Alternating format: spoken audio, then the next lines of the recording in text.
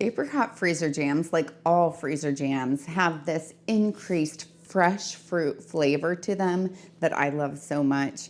This particular recipe is also a reduced sugar freezer jam. To prepare my apricots, I start by washing them to remove any residual pesticides.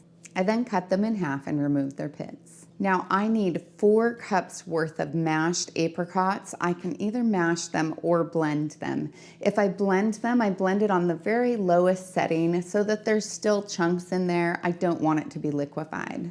So I'll begin by putting about half of my apricots in the blender, and then I'll blend it down and see what level it hits.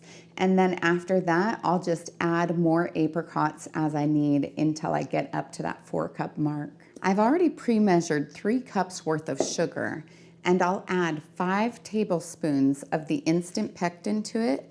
This is specifically for freezer jam because of the fact that it doesn't need to be heated to be activated.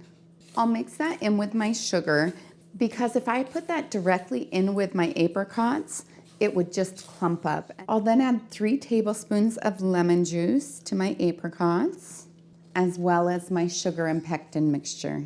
Then I'll place this back on the blender and mix it on low for anywhere from 20 to 30 seconds. I'll then place this in my plastic freezer container. I'll leave about 1 inch of headspace just so that it has some expanding room for when it goes in the freezer. Now I'll allow this to rest for 30 minutes on the counter. Now I'll place these in the freezer where they'll be good for up to 6 months.